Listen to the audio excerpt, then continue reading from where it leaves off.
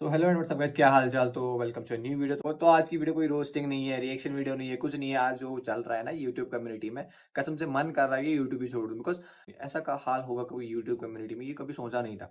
देखो जो चल रहा है ना यूट्यूब कम्युनिटी में, मतलब वो ऐसा है ना कि जो इंस्पायर हो रहे थे ना इन यूट्यूबर से कि हम भी यूट्यूब स्टार्ट करेंगे, फेम मिलता है या इज्जत मिलती है हर जगह, तो हम भी स्टार्ट करेंगे।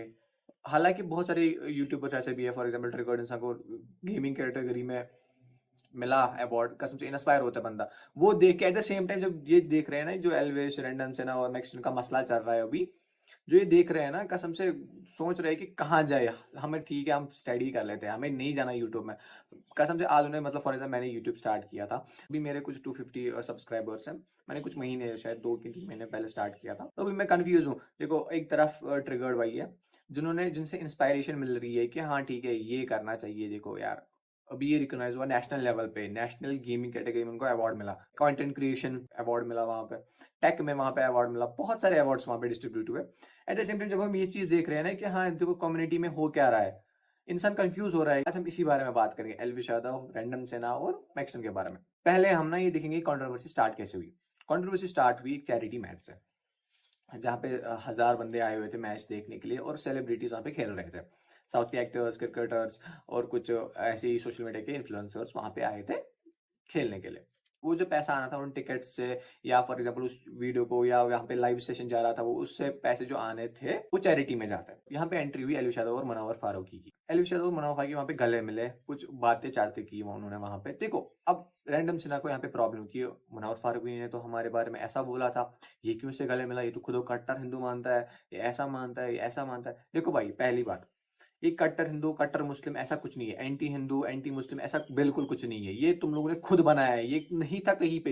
ये मतलब मैं देख रहा हूँ 2019 से चल रहा है, anti Muslim anti Hindu anti वो एंटी ये, ऐसा कुछ नहीं था, ये पहले कुछ भी नहीं था। देखो यार, एक हिंदू भाई है, एक मुस्लिम भाई है।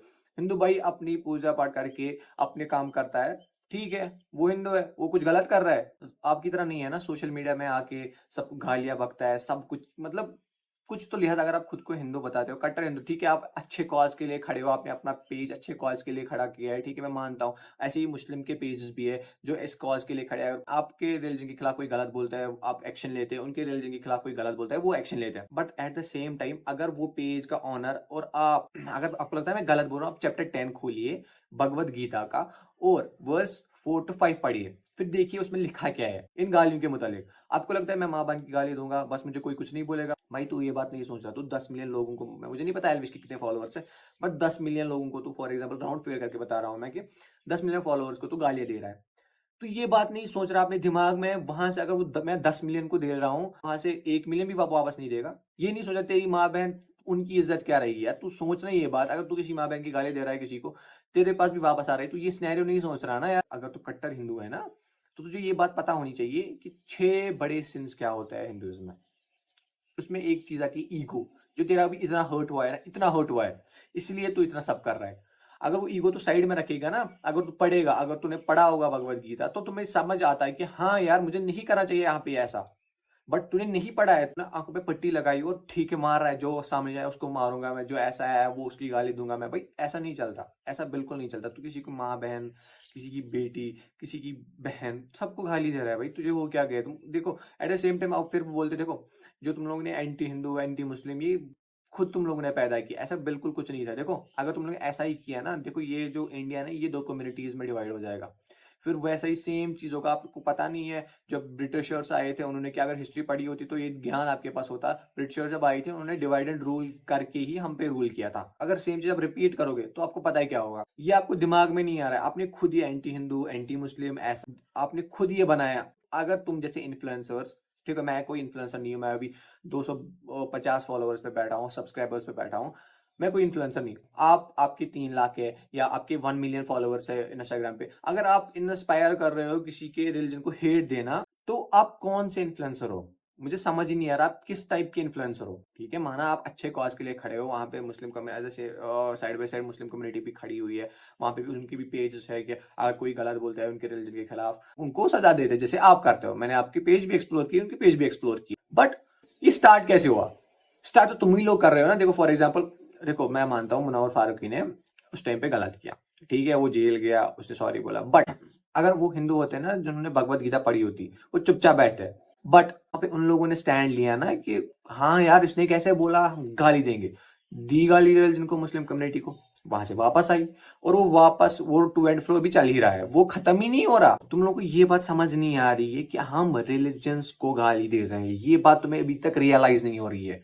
हम रिलीजन्स को गाली दे रहे हैं। देखो फॉर एग्जाम्पल, मैं किसी रिलीजन को गाली दे रहा है तो वो वापस दे रहा है, वो तो चुप नहीं बैठेगा ना, उसके सेंटीमेंट सर्ट हुए, वो तो वापस देगा ही देगा। वो नहीं, उसके पीछे चार होंगे जो मेरा वीडियो देखेंगे या मेरी जो कमेंट जो भी रील देखेंगे वो देखेंगे, वो तो वापस देंगे ना।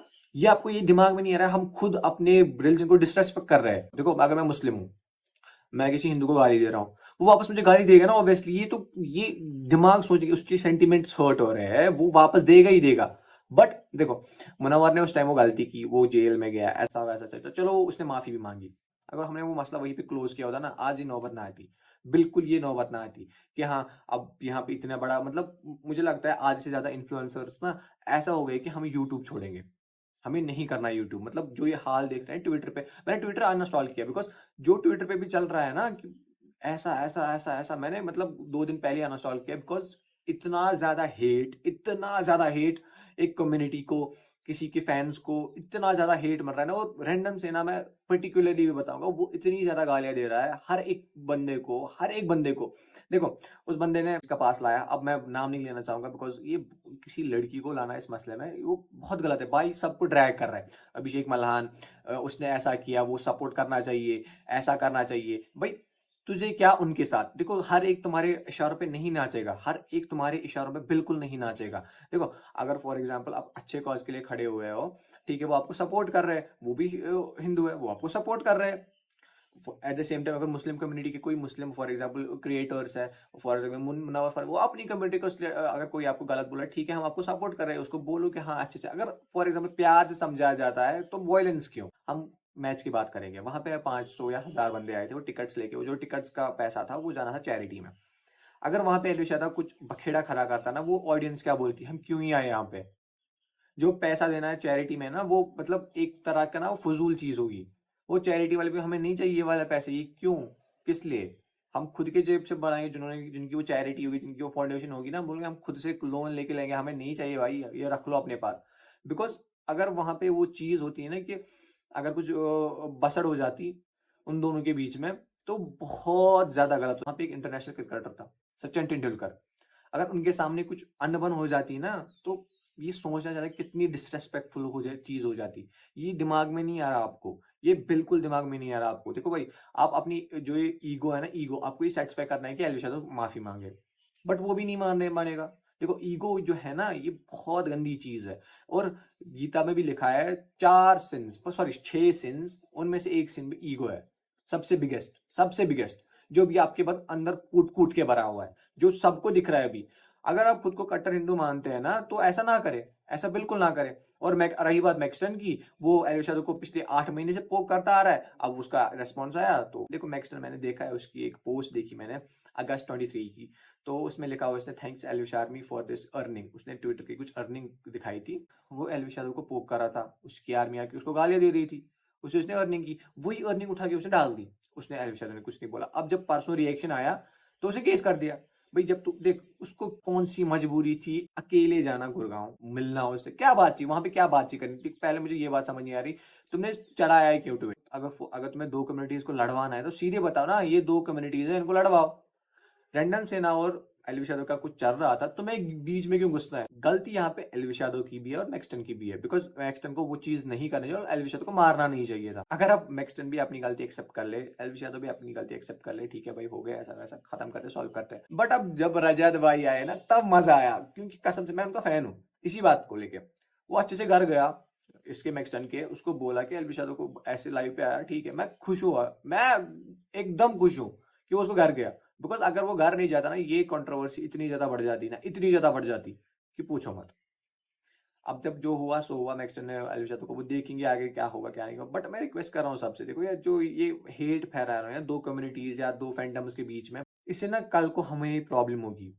अगर फॉर एग्जाम्पल दो कम्युनिटी सेपरेट हुई ना इंडिया में, खुद सोचो जो हुआ था पास में कहीं वो ना रिपीट हो। अगर वो रिपीट हुआ ना तो लग गए। और दूसरी तरफ ये बीच जोकर बीच में उतरता है, पता नहीं इसकी प्रॉब्लम क्या है, पोलियो का मरीज है। अबे क्यों, मुझे समझ नहीं आ रहा क्यों क्यों नहीं क्यों। 14 ग्राम का तो बंदा है, तुझे करना है 55 किलो के बंदे से बॉक्सिंग फाइट, तुझे ये समझ नहीं आ रहा वो थप्पड़ मारेगा तो 4 दिन तक कोमा में चला जाएगा। जो ये चल रहा है ना ये चीज, ये खत्म होनी चाहिए भाई, क्योंकि ये एक तो फैंस को भी अच्छा नहीं लग रहा, और जो यूट्यूब क्रिएटर्स है ना, बहुत सारे बड़े बड़े यूट्यूब क्रिएटर सारे डिसअपॉइंट है कि इस चीज से, यूट्यूब कम्युनिटी से डिसअपॉइंट है। मुझे लगता है कसम से अगर ऐसा ही चलता रहा यूट्यूब बैन कर देंगे इंडिया में। ये लिख के ले जाओ, अगर ऐसा ही चलता रहा यूट्यूब बैन हो जाएगा इंडिया में। बाकी अगर वीडियो पसंद आए इसको लाइक करो और कमेंट करो और सब्सक्राइब करो यार, और लाइक जरूर करना बिकॉज लाइक से एंगेजमेंट बढ़ती है।